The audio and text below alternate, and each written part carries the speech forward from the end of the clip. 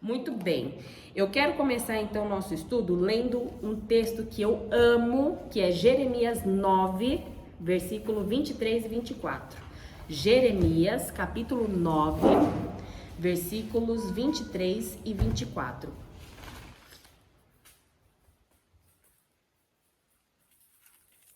Jeremias 9,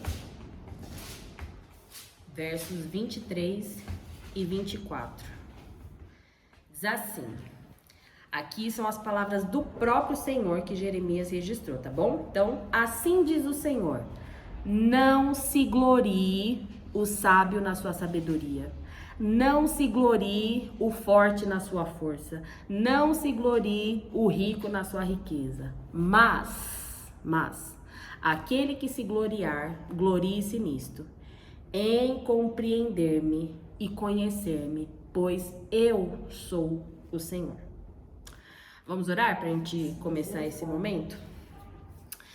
Papai do céu, Tu és o Senhor, Pai. Como é precioso ouvir as palavras do Senhor e sermos lembradas de que a glória não está em nós, mas está no Senhor, Pai. Nos ajude a ansiar, a amar por conhecer ao Senhor, por compreender o Senhor, porque não há nada que seja melhor do que o Senhor, Pai. O Senhor é o nosso maior bem. E eu te louvo por isso, Pai. Nos ajude a, nesse momento, Senhor, nos dedicarmos em conhecer, em compreender o Senhor. E que a nossa glória esteja em saber quem o Senhor é, em viver uma vida de acordo com a Tua vontade e em anunciar o Teu nome, Pai, para aqueles que estiverem ao nosso redor. É o que eu oro, em nome de Jesus. Amém. Amém. Muito bem. Desde o início do ano, então, nós estamos estudando a vida e o ministério de Jesus, certo? Temos caminhado de maneira mais lenta, tá? Porém, a cada passo estamos aprofundando o nosso conhecimento a respeito do nosso Senhor e Salvador Jesus Cristo. E aqui eu já quero avisar vocês, tá? Que esse tema continuará sendo o nosso tema de estudo por mais alguns anos. Tá? Claro que ao longo do caminho nós vamos fazer algumas pausas para estudar outras temáticas, mas nós sempre voltaremos a esse estudo para conhecermos o nosso Senhor e Salvador Jesus Cristo, né? Sendo a nossa missão a ser alguém que evangeliza e discipula. Nós já falamos isso na EBD, eu só posso evangelizar, só posso falar, anunciar as boas novas que eu conheço. Né? Eu só posso falar daquele que eu conheço, não só conheço de maneira da minha experiência, mas conheço daquilo que a Bíblia fala, né? Então, para que eu possa evangelizar e discipular, eu preciso conhecer quem é esse Senhor e Salvador que quer alcançar aquelas almas e quer amadurecer aquelas almas que foram alcançadas, tá bom? E eu espero que isso não te desanime e que você não se sinta desmotivada a participar dos nossos encontros. Pelo contrário, eu espero que você se sinta encorajada a vir e a trazer outras mulheres para aprenderem mais sobre Cristo, porque olha só o que o próprio Deus diz sobre isso. Nós acabamos de ler, né, Jeremias, e eu vou ler esse texto novamente. Jeremias 9, 23 e 24. Assim diz o Senhor: não se glorie o sábio na sua sabedoria, nem o forte na sua força, nem o rico na sua riqueza, mas aquele que se gloriar, glorie-se nisto, em compreender-me e conhecer-me, pois eu sou o Senhor. Mais do que querer aprender sobre como a Bíblia nos ensina a ter sucesso na nossa vida espiritual, no nosso casamento, na criação dos nossos filhos, na nossa profissão, nos nossos relacionamentos, nas nossas finanças, etc., nós devemos nos dedicar e ansiar por conhecer e compreender o próprio Deus da Bíblia. Quem Ele é, o que Ele faz, como Ele age, como Ele pensa, etc. Um outro texto para você ter em mente, João 17:3 diz assim, é o próprio Jesus dizendo: esta é a vida eterna. O que é a vida eterna? Que te conheçam, o único Deus verdadeiro, e a Jesus Cristo a quem enviaste. Nós passaremos a vida eterna conhecendo Deus Pai e Deus Filho. Se hoje estudar sobre Jesus não é algo animador, então eu encorajo você a corrigir a sua maneira de pensar, porque a grande beleza dessa vida e da vida eterna que está por vir é justamente conhecer o nosso Senhor. Não há conhecimento nesse mundo que seja melhor do que esse. E mais um texto, 2 Pedro 3,18. Pedro diz assim: cresçam na graça e no conhecimento do nosso Senhor e Salvador Jesus Cristo. A Ele seja a glória, agora e para sempre. Amém. Além de tudo que eu já disse, aqui está mais um motivo do porquê nós devemos nos dedicar em conhecer a Cristo, porque isso é uma ordem. É uma ordem de Deus para o seu povo, para a igreja. E além disso, Pedro está falando que o cristão só cresce, só amadurece, só se desenvolve à medida que ele aumenta o seu conhecimento sobre Cristo, sobre o seu Senhor e Salvador. Então, minha irmã, anime-se, pois estamos só começando a nossa jornada de conhecimento sobre o nosso Senhor Jesus e essa caminhada vai se seguir pela eternidade afora. Fala, meu bem. Os textos que eu li foram Jeremias 9, 23 e 24, João 17, 3, que fala que a vida eterna é conhecer ao Senhor, e o último foi 2 Pedro 3, 18. Obrigada. 2 Pedro 3, 18. Certo? E para encerrar esse momento de encorajamento, né? Esse encorajamento para você se dedicar em conhecer a Cristo, eu quero indicar um livro. Dessa vez é um livro de ficção, né? Ou seja, um livro que narra uma história inventada, não é uma história real, mas que, assim como as parábolas de Jesus, a intenção do autor desse livro é usar essa história para ilustrar um ensinamento maior que está por trás, tá? Então, o livro se chama Cartas de um Diabo ao seu aprendiz. Essa capa aqui, ela é antiga, tá? Hoje, se você for procurar para comprar, é uma outra capa, mas esse é o livro. Cartas de um Diabo ao seu aprendiz, escrito por C.S. Lewis. E nesse livro, o autor quer nos ensinar como Satanás é estratégico, ardiloso e sutil na sua maneira de nos enredar e nos levar para longe de Cristo. Então, de maneira bem resumida, a história desse livro é sobre um diabo experiente, né? A história do livro é um diabo experiente que está ensinando um diabinho iniciante sobre como desviar um certo cristão, né? A ideia é essa, ele está escrevendo cartas para esse diabinho estagiário, vamos assim dizer, como que ele vai desviar um cristão, tá? E o mais interessante é que esse diabo experiente, ele vai ensinar que a maneira mais eficaz de desviar um cristão não é tirando ele da igreja, mas é fazendo com que ele permaneça na igreja, permaneça servindo na igreja, permaneça com a sua rotina de crente, porém, com o seu coração distante de Cristo. Olha a sutileza. O foco não é tirar o cristão da igreja, porque uma hora ou outra ele vai cair em si e vai voltar para o Senhor com ainda mais afinco, com ainda mais fidelidade, com ainda mais garra. O foco é fazer aquele crente permanecer na igreja, mas com o seu coração distante do Senhor. Porque assim ele vai seguir os seus dias afastado de Deus, mas acomodado na sua aparência de piedade. Ele está longe de Deus, o seu coração está distante do Senhor. Ele não tem interesse em Cristo, em aproximar-se, aumentar o seu relacionamento com Cristo. Mas como ele está na igreja, ele está lá com a sua roupagem de crente, então tá tudo bem, não preciso me preocupar com nada. Então ele segue os seus dias acomodado no seu coração distante de Cristo, mas nessa aparência de piedade, tá bom? Por isso, minhas queridas, o foco é conhecer a Cristo e nos relacionar cada vez mais intimamente com Ele e ficarmos alertas para não cairmos nas ciladas de Satanás, tá bom? E aí, usando as palavras do profeta Oséias, lá em Oséias 6, capítulo 3, conheçamos e prossigamos em conhecer ao Senhor, tá bom? Nossos estudos, então, sobre a vida e o ministério de Jesus estão sendo direcionados por este livro, Seja um Obreiro Aprovado, e hoje nós vamos falar sobre as lições ou os capítulos 9 e 10, que começam na página 65.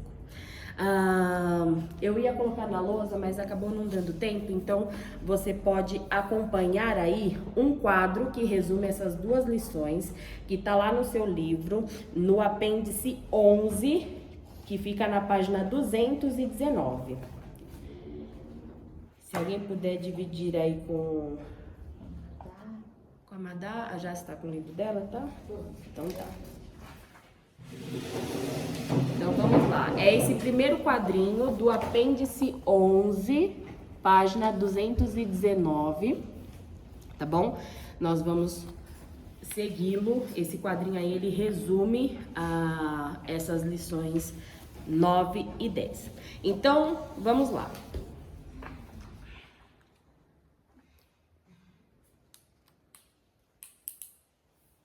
Até esse momento, nós já falamos sobre o contexto da vida de Jesus, ou seja, tivemos um panorama sobre como era o mundo e principalmente a Palestina na época em que Jesus nasceu. Lembram disso lá no primeiro semestre? Depois nós começamos a olhar especificamente a vida de Jesus. Sobre a vida e o ministério de Jesus, nós já falamos sobre as fases da vida de Jesus, que são narradas nos 4 evangelhos, né? E vimos que elas podem ser resumidas nesses 5 tópicos aí que tem no seu quadrinho. Então acompanha aí os tópicos que tem. Infância, pula essa introdução aqui, tá? Que a gente vai falar sobre ela depois. Então, aí onde tá o número 1 do seu quadrinho. Infância, ano de preparação, né? Ano de preparação do ministério de Jesus. Depois, ano de popularidade, né? Do ministério de Jesus. Aí depois, ano da paixão de Jesus. E por fim, a vida ressuscitada de Jesus. Viram aí no quadrinho? Muito bem. Lembrem que nós falamos que os evangelhos não são biografias sobre Jesus. Um livro de biografia tem por objetivo narrar detalhadamente a vida de alguém, desde a sua infância até a sua morte, registrando todas as etapas da vida daquela pessoa. Um livro de biografia é nada mais do que um livro de história, né? Um livro que registra a história de alguém e torna essa história conhecida. Mas os evangelhos não têm esse objetivo, tá bom? Os evangelhos não têm por objetivo contar detalhadamente toda a história de Jesus. E olha só, isso fica claro pelo simples fato de que a maior parte da vida de Jesus não é mencionada. Os evangelhos vão narrar os primeiros anos da vida de Jesus, nesse ponto 1 aí, que é a infância. E depois ele já vai direto para os 3 últimos anos da vida de Jesus, que são esses 4 tópicos aí finais. Então, entre o tópico 1 e o tópico 2, basicamente tem um salto de 30 anos, tá? Que não foi narrado nas escrituras, tá bom? O próprio Deus considerou que essas informações desse período entre infância e o início do ministério de Jesus não eram relevantes para nós sabermos nesse momento. Teremos a eternidade para saber sobre isso, mas nesse momento não é o foco, tá? E por que isso? Porque o objetivo dos evangelhos não é simplesmente nos contar a história de Jesus. O objetivo é apresentar para nós Jesus, o Messias prometido, o Filho de Deus, o Salvador do mundo. Lembram do que João fala lá em João 20:31? Que ele diz assim, estes, tá no final do evangelho, e aí João pega e fala, estes, porém, né, esses fatos que ele registrou no seu evangelho, esses fatos estão registrados para quê? Para que vocês creiam que Jesus é o Cristo, o Filho de Deus, e para que, crendo nele, tenham vida pelo poder do seu nome. Tá bom? Então o objetivo não é apenas narrar a vida de Jesus, o objetivo é apresentar Jesus como o Senhor e Salvador da pessoa que está lendo o Evangelho.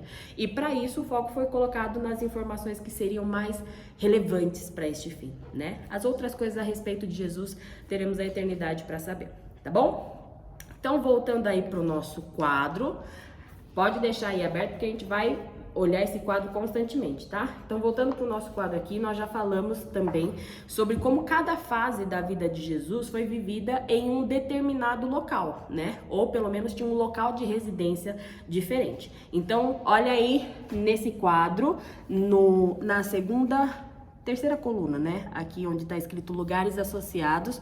Olha aí onde os lugares que estavam associados a cada fase da vida de Jesus. Então, na infância, Jesus passou a infância na cidade de Belém, né? Lembra que ele nasceu em Belém da Judéia. Aí depois nós temos o ano de preparação do ministério, onde Jesus morava na cidade de Nazaré.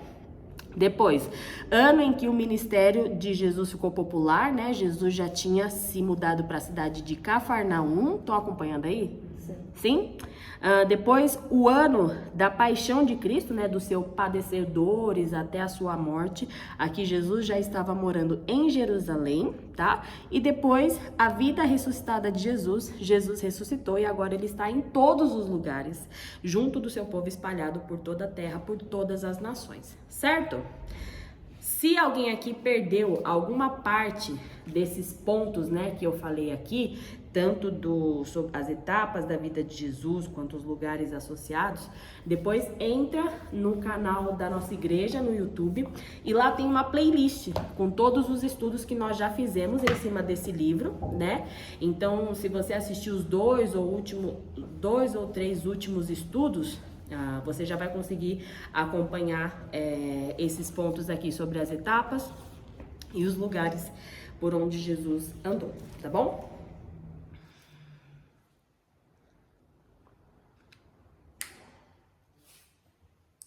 Aqui nas lições 9 e 10, então, o objetivo é nos ajudar a achar na nossa própria Bíblia, é nos ajudar a fazer isso, ó, tirar o livro e conseguir manusear a Bíblia sem a necessidade do livro, tá? Então, o objetivo dessas lições 9 e 10 é nos ajudar a achar na nossa própria Bíblia essas fases da vida de Jesus, tá? Então, para isso, os autores escolheram o Evangelho de Mateus e é lá que nós vamos abrir agora. Então, abre sua Bíblia aí em Mateus, capítulo 1. Vamos começar, então, pelo começo.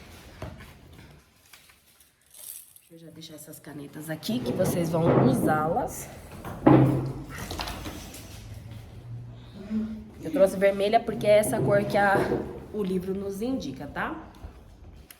Para deixar bem evidente as anotações que nós faremos na nossa Bíblia agora. Então vamos lá, Mateus capítulo 1.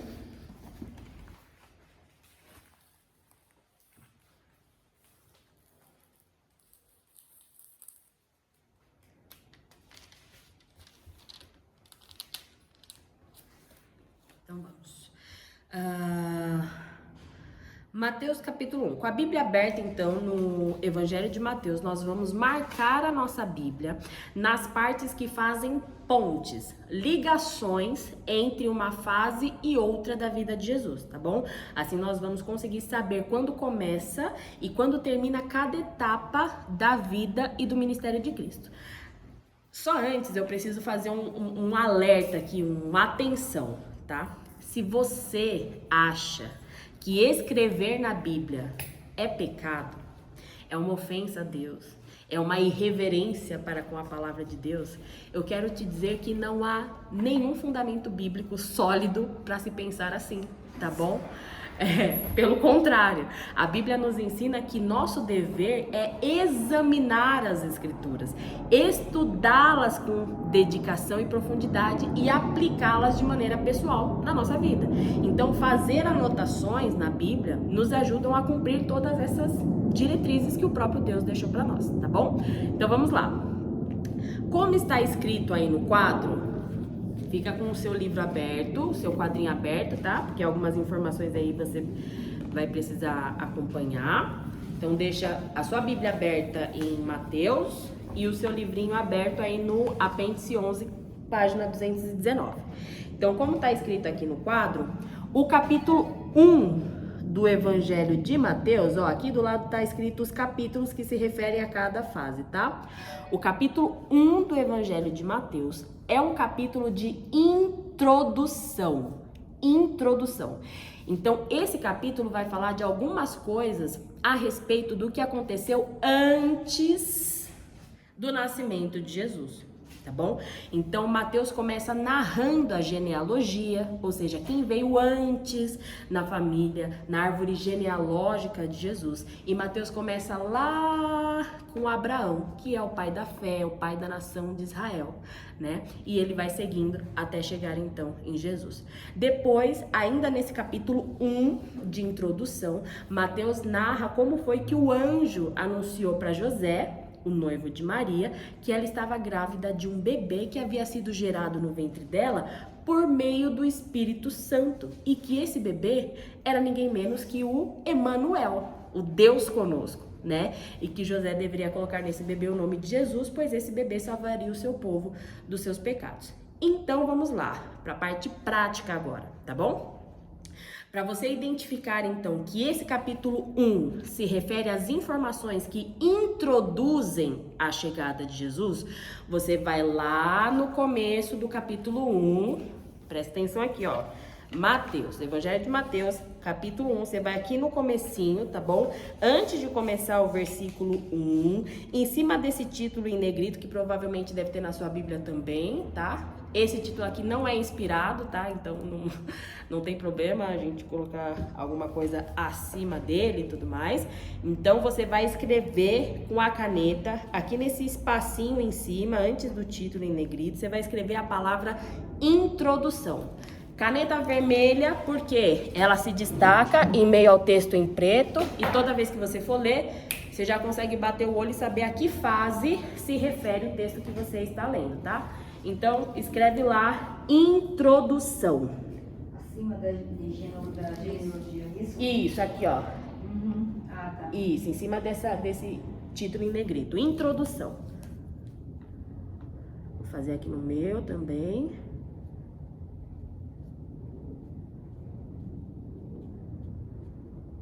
Escreve e sublinha aí, ou coloca uma caixinha por fora, para ficar bem aparente aí.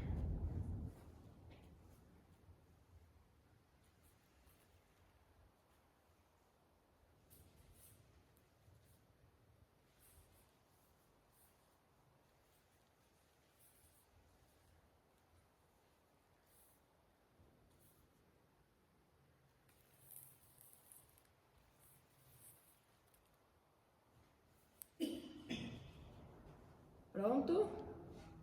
Ó, vou mostrar como é que ficou o meu, tá? Então aqui em cima, antes do versículo 1, em cima do título em negrito, escrito introdução em vermelho, tá bom? Então toda vez que a gente abrir o Evangelho de Mateus, que a gente for começar a ler o capítulo 1, a gente já vai lembrar, ok, aqui é um trecho que introduz o nascimento de Jesus, tá? Capítulo 2 agora. Esse capítulo 2 é o único capítulo no Evangelho de Mateus que vai falar sobre a infância de Jesus. E Mateus nem narra, inclusive, não sei se vocês já repararam nisso, mas Mateus, ele não narra como foi o nascimento de Jesus. Ele já começa essa parte falando sobre o que aconteceu depois que Jesus nasceu. Então agora, para você identificar que esse capítulo 2, ele se refere às informações da infância de Jesus, a gente vai fazer a mesma coisa. Então você vai lá no começo do capítulo 2, antes de começar o versículo 1, em cima desse título em negrito, e você vai escrever aí com a sua caneta vermelha a palavra infância, tá bom? Onde está o nascimento de Jesus? Ah, não, no Capítulo capítulo 2, 2, Não, capítulo 2, é a partir do capítulo 2 que narra a infância de Jesus. Então lá, antes de começar o versículo 1, em cima do título em negrito, escreve lá infância. É onde está os magos do Oriente, o capítulo 2, né, Aline? Em cima deles, né? É porque Mateus não narra o nascimento de Jesus. Ele já começa falando que chegaram os magos, querendo saber onde é que estava. Exatamente.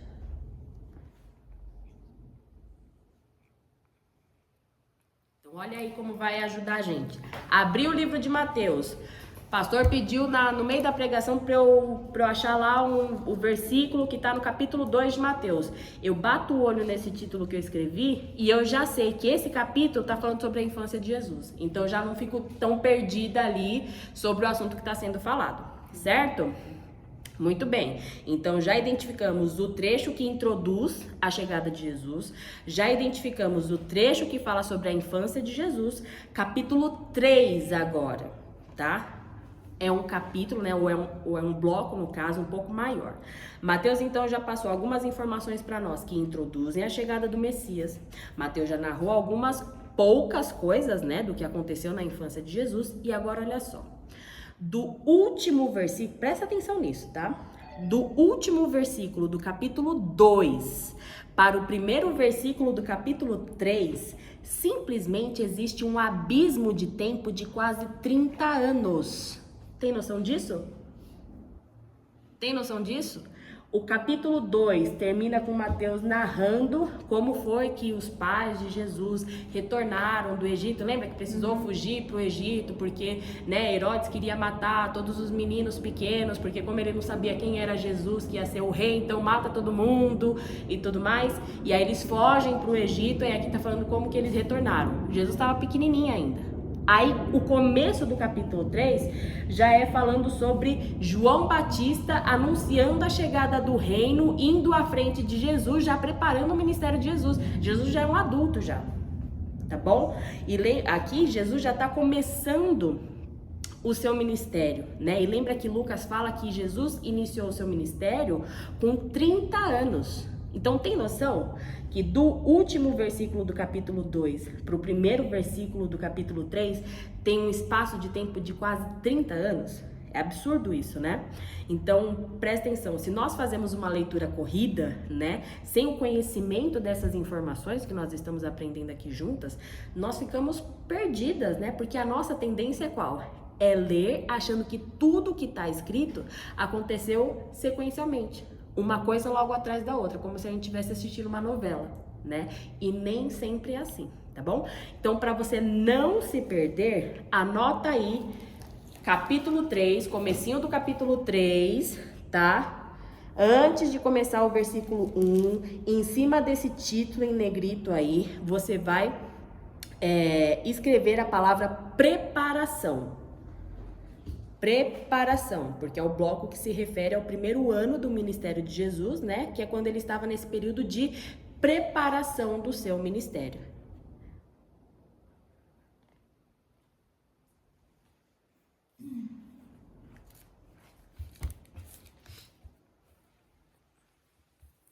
E se você quiser, para deixar as suas anotações ainda mais redondinhas, você pode anotar aí no cantinho, né, da sua Bíblia, enfim, onde ficar mais viável para você, ou anota em cima e depois faz uma setinha para você achar, mas você pode anotar aí no cantinho da sua Bíblia essa informação de que Mateus pulou quase 30 anos da história de Jesus, né, nessa narrativa entre o capítulo 2 e o capítulo 3. Então você pode colocar alguma observaçãozinha aí dizendo algo do tipo, passados 30 anos, ou aqui tem um espaço de tempo de 30 anos entre uma informação e outra, enfim. Só para você deixar suas informações mais redondinhas e quando você for ler, você já ter essa informação ali de bate-pronto para te ajudar, tá bom? Estão conseguindo acompanhar? Sim. Tá dando para fazer direitinho? Beleza. Pois bem, esse bloco aqui, sobre o primeiro ano do ministério de Jesus, né, que começa aqui no capítulo 3, é o bloco onde Mateus vai narrar como Jesus preparou e se preparou para o ministério, tá bom? Então, nesse bloco, vemos Jesus sendo batizado, depois Jesus sendo levado pelo próprio Espírito Santo para o deserto para ser tentado por Satanás, tá bom?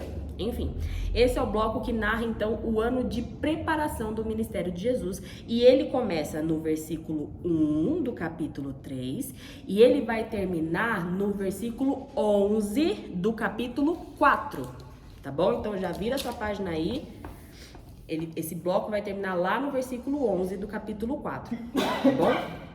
E aqui no versículo 12 do capítulo 4, se inicia a narrativa do segundo ano do ministério de Jesus, que é o período onde Jesus já tinha organizado as bases do seu ministério e agora ele estava de vento em polpa, anunciando aos quatro ventos que ele era o Filho de Deus, o Messias prometido, o Salvador do mundo, aquele que Deus enviou para salvar o povo dos seus pecados. E nesse momento, né, Jesus está se tornando super conhecido entre os judeus, principalmente, né, mas também por pessoas de outras nações. E Jesus está super popular, levando multidões por onde ele andava, fazendo milagres, prodígios e maravilhas, mostrando, confirmando que ele é o Filho de Deus, o único homem que tem poder para fazer milagres, curar doentes e perdoar pecados. E esse bloco já é bem mais extenso, tá bom? Essa etapa do ministério de Jesus começa a ser narrada, então, no versículo 12 do capítulo 4 e vai até o final do capítulo 13, tá bom? Então, para quando você for fazer a sua leitura, os seus estudos, você entender por que em um momento Jesus andava mais sozinho ou só com os discípulos e depois ele começa a ter uma galera atrás dele, já nota aí, então nessa divisão, que provavelmente já deve ter esse espaço aí na sua Bíblia, lá no capítulo 4, entre o versículo 11 e 12. Se a sua Bíblia for como a minha, deve ter já um espacinho, tem aí, dividindo o capítulo 4. Então, anota aí nesse espacinho, então, antes do versículo 12, em cima desse título em negrito, a palavra popularidade. Popularidade. Entre o versículo 11 e o versículo 12 do capítulo 4 de Mateus, tá bom? Popularidade.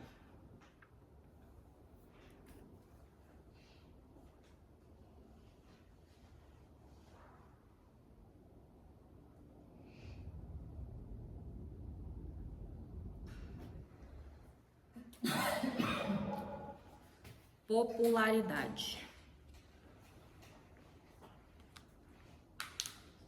Porque é a partir aí do versículo 12 do capítulo 4 que nós vamos ver o que aconteceu durante esse ano de popularidade do ministério de Jesus. Certo? Muito bem. Agora vamos passar algumas páginas da nossa Bíblia e vamos lá para o capítulo 14 agora. Mateus, capítulo 14.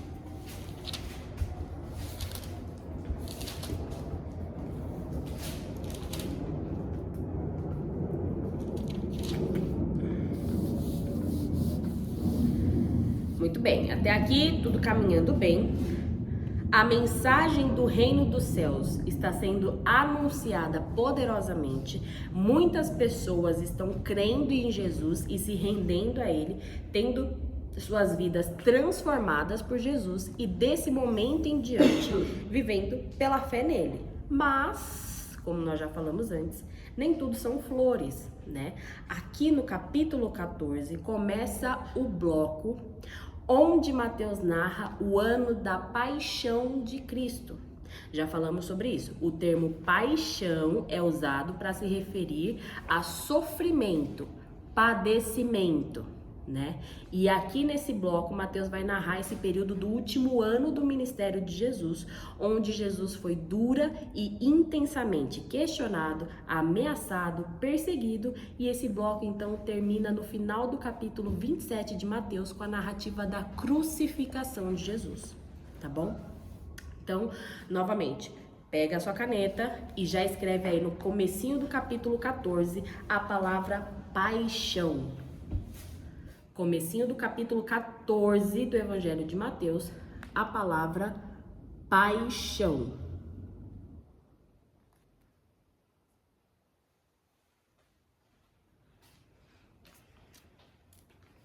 Porque é a partir desse capítulo que Mateus vai narrar o que aconteceu nesse período da paixão de Cristo, do padecer de Cristo, né?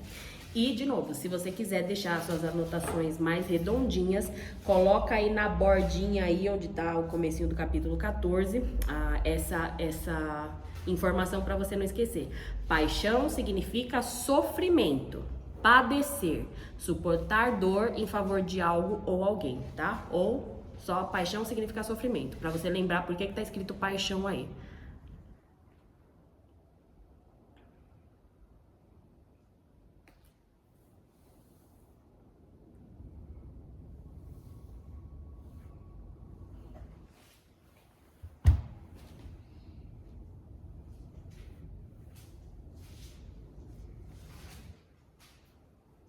Aí, antes de continuar, quero só lembrei agora de uma dica muito legal, que é, se você tiver, né, em casa mais de uma Bíblia, tenha sempre uma Bíblia que seja a sua Bíblia de estudo, que vai ser essa Bíblia onde você vai fazer anotação, onde você vai colocar as coisas, vai riscar, vai, enfim, grifar e tudo mais. Vai ser essa Bíblia que você vai rabiscar. E essa Bíblia, se você tiver outra, né, faça dessa Bíblia de estudo, onde você vai anotar, a Bíblia que vai ficar na sua casa, ou a Bíblia que você vai levar quando você for para algum estudo, algum curso, alguma coisa assim. Por quê? Essas anotações são preciosas durante a nossa caminhada cristã, né? E não faça dessa Bíblia a Bíblia que você vai ficar levando para todos os cultos, para todos os lugares, porque por causa do perigo de você acabar perdendo ela, né? Na nossa antiga igreja, nós tínhamos irmãos queridos que a Bíblia de estudo deles era a mesma Bíblia que eles usavam para os cultos e tal, e aí num certo domingo o carro estava na rua, a Bíblia estava dentro, o carro foi assaltado, a Bíblia foi embora com todas as anotações que eles tinham feito ao longo da vida. Então é só uma questão de preservação se der, né? Se não der também, não tem problema, o Senhor vai nos conduzindo mesmo assim, mas se der, faça dela essa Bíblia que você não fica usando constantemente, só mais em momentos de estudo, de cursos e tudo mais. Tá bom? Muito bem. Agora nós chegamos na última fase da vida de Jesus, que começa no capítulo 28 de Mateus. E olha só, essa fase começa no capítulo 28 de Mateus, segue por todo o Novo Testamento e vai até os dias de hoje e vai seguir por toda a eternidade, que é agora a etapa da vida ressuscitada de Jesus, tá bom? Então já abre aí no capítulo 28 de Mateus.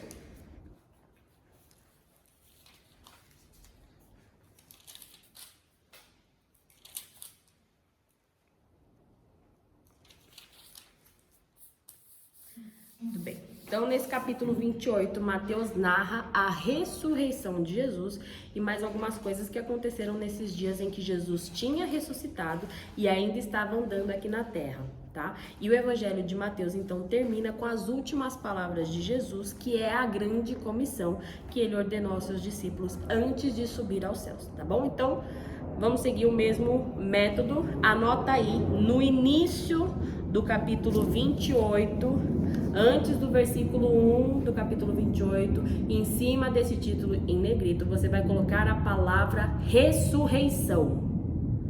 Ressurreição.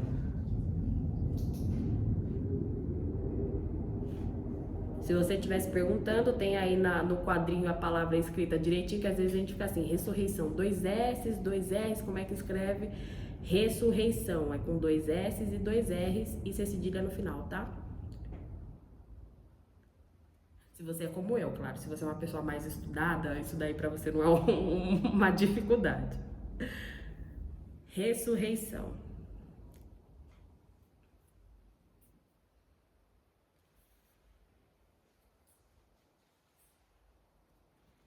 E de novo, se quiser acrescentar aí mais uma informação na bordinha, você pode colocar: essa fase não terá fim, né?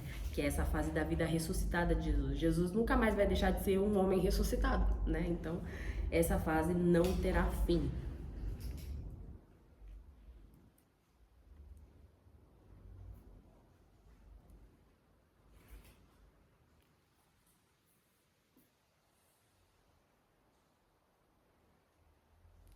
Pronto? Legal, né, irmãs? Quando abrir agora o Evangelho de Mateus, você já sabe, ó, facilmente identificar a que etapa da vida de Jesus se refere àquilo que Mateus está narrando. E mais, né, nós temos histórias que Mateus narra que os outros evangelhos também narram. E na sua Bíblia provavelmente tem esses textos, né, de ligação, né, que mostram onde esse mesmo texto que você está lendo, onde ele também está sendo narrado em outros evangelhos. Então, se você estiver lendo algum texto em Marcos, Lucas, João e tiver lá algum texto de ligação que se refere a Mateus, você consegue abrir lá em Mateus e achar a que etapa da vida de Jesus aquele evento está se referindo, tá bom? Então tá, assim nós concluímos então a nossa divisão do Evangelho de Mateus. Fácil, simples, objetivo, vai nos ajudar bastante nos nossos estudos pessoais. E o nosso próximo estudo, que será no mês que vem, será o último estudo desse ano sobre a vida e o ministério de Jesus. Isso porque em dezembro, né, nós faremos nosso tradicional encontro de encerramento, né, do ano. E aí nós vamos falar sobre algumas coisas que, ainda que tenham a ver, né, com essa temática, será algo mais devocional, reflexivo, menos técnico, né, em alguns aspectos. Muito secreto. Podemos fazer também. A gente planeja esse encerramento aí para ser bem bacana, com toda a pompa que lhe é permitida, né? E aí depois nós faremos uma pausa no mês de janeiro, então nós não teremos nosso encontro em janeiro e depois voltamos só em fevereiro, retomando aí o estudo do livro ou algum outro estudo, enfim, que se faça mais viável, tá bom? Para o nosso próximo encontro, então, tá? Não por coincidência, mas por providência divina, nós falaremos a respeito das lições 11 e 12. Hoje nós fizemos um resumo da lição 9 e 10. Para o mês que vem, lições 11 e 12. De novo, são duas lições que são complementares, então não dá para estudar só uma ou só a outra, porque senão você perde, né, a linha de raciocínio. Lição 11 e 12, e essas lições, elas vão nos ensinar 3 técnicas básicas de estudo bíblico, né? Ou seja, nós vamos aprender 3 técnicas, 3 maneiras que vão nos ajudar no nosso estudo bíblico particular.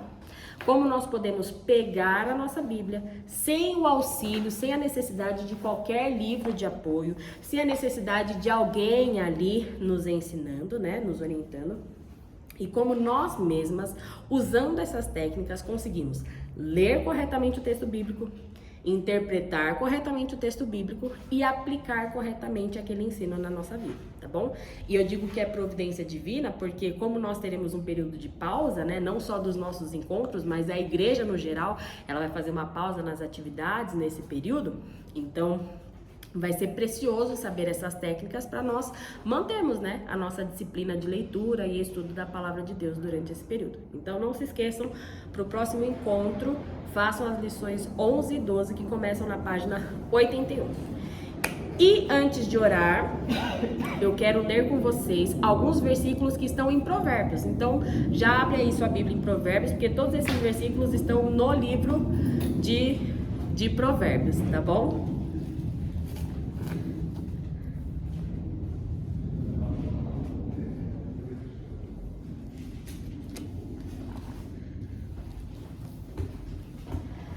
Então, bem rapidinho, esses versículos que eu vou ler são alguns versículos que falam sobre a beleza, a importância do estudo, do conhecer ao Senhor, do aumentar o seu conhecimento sobre o Senhor e sobre enxergar a vida e a realidade a partir desse conhecimento sobre Deus, a partir das lentes de Deus, né? Então, Provérbios 1:7 diz assim, Provérbios 1:7, versículo conhecidíssimo: o temor do Senhor é o princípio do saber, ou o princípio da sabedoria, tá?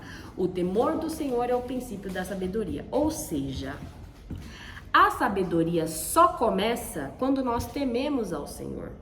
E a sabedoria só está naquele que enxerga a vida e a realidade pelas lentes de Deus. Porque Deus é o único que vê a realidade de maneira completa, integral e correta, né? Mas o versículo continua dizendo que ele começa, o temor do Senhor é o princípio da sabedoria, mas, ao contraste, os loucos, ou dependendo da versão, os tolos, os insensatos, ou seja, aqueles que não temem ao Senhor, eles fazem o quê? Eles desprezam a sabedoria e o ensino. Interessante, né?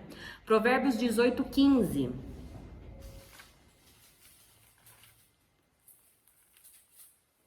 Provérbios 18:15. O coração do sábio adquire o conhecimento, e o ouvido dos sábios procura o saber. Então, quem teme ao Senhor é sábio, e o sábio sempre buscará aumentar o seu conhecimento. Provérbios 15:14.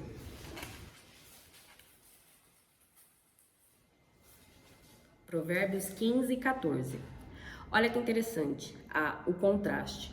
O coração sábio busca o conhecimento, mas a boca dos insensatos se alimenta de estupidez. Ao contrário do sábio que busca o conhecimento, busca aumentar o seu entendimento sobre Deus, sobre si, sobre o mundo ao seu redor, o insensato é aquela pessoa que se satisfaz com a sua própria ignorância, com a sua própria falta de conhecimento, com a sua própria estupidez, como diz o texto bíblico. Interessante isso, né? Conhecemos muitas pessoas assim, eu pelo menos conheço. Provérbios 15, 2. Provérbios 15, versículo 2. A língua dos sábios torna atraente o conhecimento, mas a boca dos tolos derrama insensatez. Quando a pessoa sábia fala, você fica tão encantado que isso te motiva a querer aprender mais, a ouvir mais, não é? Mas quando o tolo fala, só sai bobagens da sua boca. Palavras fúteis e inúteis, e muitas vezes é até difícil manter ou querer ter uma conversa com pessoas assim, não é verdade? Provérbios 13, 16. Provérbios 13, 16. Mais um contraste aqui, né? Todo homem prudente age com base no conhecimento, mas o tolo expõe a sua insensatez. Olha que interessante. A pessoa sábia, prudente, é aquela que vai pensar antes de agir. E todo o conhecimento que ela já adquiriu vai fazer o quê? Vai ajudar ela a tomar uma decisão acertada. Mas, do outro lado, tem a pessoa tola, que é aquela pessoa que age sem pensar. Até porque ela tem pouco conhecimento guardado para poder ajudar ela numa tomada de decisão, né? E aí, qual que é a consequência disso? A decisão dela vai ser impulsiva, vai ser uma decisão ruim e, em muitos casos, terão consequências dolorosas e irreversíveis. Provérbios 22, 12. Esse texto é belíssimo. Provérbios 22, 12. Olha como o Senhor age tanto com um quanto com o outro. O Senhor preserva aquele que tem conhecimento, mas é o próprio Senhor quem frustra os planos dos desleais. É o próprio Senhor, minhas irmãs, que defende, que protege e preserva aquele que teme a Deus e que busca conhecer a vida e a realidade pelas lentes de Deus. E, ao mesmo tempo, também é o próprio Deus quem frustra os planos daqueles que não temem ao Senhor, daqueles que não se dedicam em aumentar o seu conhecimento. Interessante, né? Como Deus, ele age com justiça. E para encerrar, Provérbios 9, 12. Esse texto também é uma confrontação incrível. Provérbios 9, 12. Um texto claro, simples e objetivo. Provérbios 9, 12. Se você for sábio, a sabedoria vai ser sua recompensa. Mas, se você for zombador, ou seja, desprezar a sabedoria e o conhecimento, é você mesmo quem vai sofrer as consequências. Ponto. Ponto. No fim, se você for uma mulher sábia, que teme ao Senhor, que busca aumentar o seu conhecimento, que ama aprender, a recompensa vai ser sua. Deus é justo e Ele recompensa. Ao mesmo tempo, se você for uma mulher tola, que não teme ao Senhor, que não tem interesse em aprender, em aumentar o seu conhecimento, a consequência também será sua. Lembra que Paulo fala, de Deus não se zomba, o que você plantar é você mesmo quem irá colher. Tá bom? Vamos orar então para a gente encerrar esse momento? Vamos orar. Senhor, muito obrigada por ti mesmo, Pai. Muito obrigada por ter, na sua bondade e graça, escolhido deixar para nós registrado um texto, a Bíblia, que nos mostra quem o Senhor é, que nos faz compreender a vida e a realidade, entender a nós mesmas, entender o mundo ao nosso redor da maneira correta, Senhor. Obrigada porque a sua palavra, ela corrige a tendência do nosso coração de olhar para esse mundo de maneira distorcida, tendenciosa, orgulhosa, pecaminosa. Obrigada, Senhor, porque a sua palavra é a verdade, ela é lâmpada para os nossos pés, ela é luz para o nosso caminho.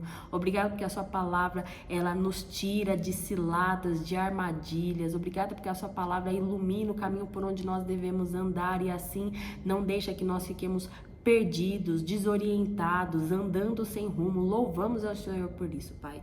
Obrigada pelo privilégio, Senhor, que nós temos de livremente poder abrir a sua palavra, aprender, conhecer, estudar, Senhor, aumentar o nosso entendimento sobre o Senhor.